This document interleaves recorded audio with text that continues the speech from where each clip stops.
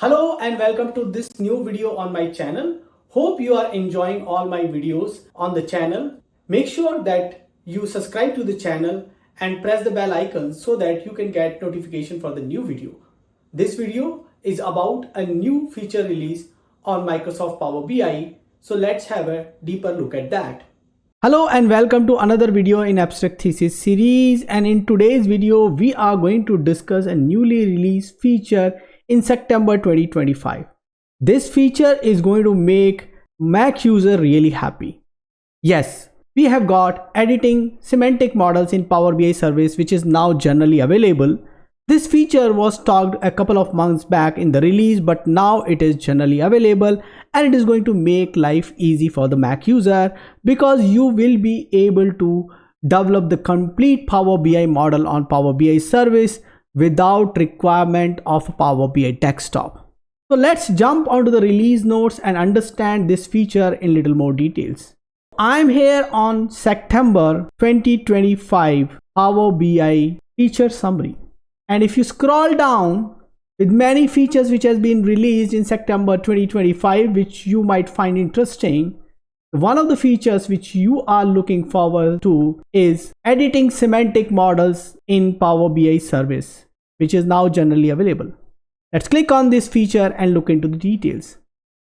And the details about this feature is this milestone unlocks end-to-end Power BI authoring directly in the browser, bringing core modeling parity between the web and desktop experience.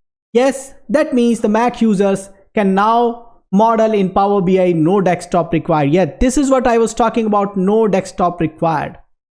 Let's understand what is supported. Create from scratch in the web. You can create net new import semantic model and reports directly in browser. Navigate to create page and select data. Choose from over 100 supported connectors to bring your data, shape it into the Power Query and build your semantic model and design the reports. Not only this, editing existing semantic model, the Power BI service now offers advanced modeling capabilities, including editing new import tables to your model, transform import tables using full Power Query editor, refreshing schema and data, managing relationship, writing and editing DEX measure, calculated column, calculated table and calculation groups, editing properties in property pane, defining and assigning row level security roles. Now some of these features came over last few months, but now the entire authoring experience is available on the web, and we would like to explore this. And Mac user, get ready to do this exercise along with me and tell me your experience. Are you able to perform the end-to-end Power BI report designing on Mac? So let's begin our journey. And to begin this journey, I'm here on app.powerbi.com, my Power BI experience. You can also come to this experience from app.fabric.microsoft.com and then going to the Power BI experience. Now to start this journey, let me click on Create on the left top. Once I click on that, I can see various options like Get Data, Excel, CSV, Paste Data Manually, and Pick up a Semantic Model. I will click on Get Data. I would now like to add the common Excel sheet which I use for all my models, and that is available on the GitHub. To add that, I will first of all search for Web API. And in that web API, I need to give the URL of that Excel, which is available at GitHub. For that, let me take you through my GitHub account. And in my GitHub account, if I scroll down, I have this says data used in videos. If I click on that, it gives me this URL. But in this URL, the blob need to be replaced with raw. Or what I can do is, I can right click, copy link, come back and paste it. After that, it will automatically get all the settings, because I previously used it and I have used this in the past, so that's why it has taken the connection. Otherwise you can use anonymous connection. I will share the link of this file into the description. So it has taken that. Let me press next. Now if I want to preview any table, I can click on the table name and it will give me the preview of the table data. But if I actually want to select it, I need to click on the checkbox. it should show a teal color checkbox. And once I select all of them, I can go down, and instead of clicking on create report, I'll click on this down arrow, and there I'll use create a semantic model only. Or if I want to do further transformation, I can click on transform data. I would definitely like to do little more transformation. I can click on transform data. It opens our favorite Power Query UI, which has options which are very familiar to us, like options like enter data, manage connections, manage parameters, refresh, properties, advanced editor, manage, choose columns, remove columns, and other things like use first row as a header, merge query, append queries, etc. Same way, transform options are available like pivot data, unpivot data, transpose data, etc. Right now I don't want to do many transformation, but I definitely would like to add a new column in my sales table. So I click on my sales table, and here I'll go ahead and add a new column. For that, I'll go to add columns tab in the ribbon, and there I'll click on custom column, and I'll call it as gross amount, and that will be nothing but quantity multiply by price, and I can also give it as a data type as decimal number, and I can click on OK. Once I'm done with that, my tables are ready, and now I would like to add them to my semantic model. To do that, I will go down on the right hand side, click on the down arrow key near to create report, and click on create a semantic model only. It will ask me semantic model name and the workspace. I will add that to demo workspace and give it as a name. I will give it a name WebSM and create it. My data model is ready and loaded here.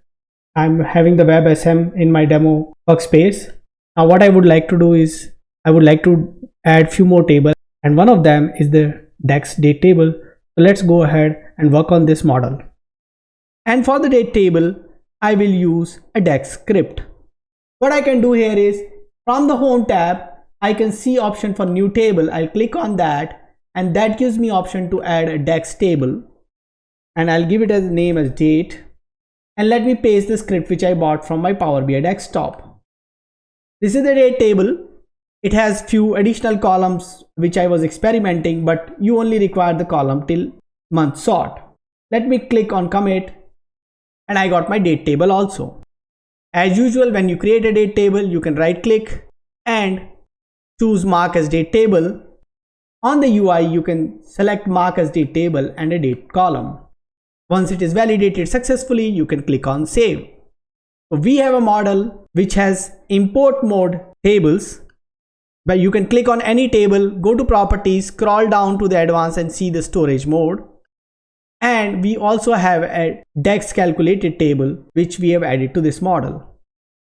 Now what we would like to do is try to create relationship between these. So I can realign their positions a little bit. And now let me quickly try to join them. So city ID of geography to be joined with the city ID of sales. One-to-many single directional relationship. Scroll down, click on save. Item ID to be joined with the item ID of sales. Again, one-to-many single directional relationship. Customer ID with the customer ID of sales. Again, one-to-many single directional relationship. Click on save. Date table state to be joined with the sales table sales date.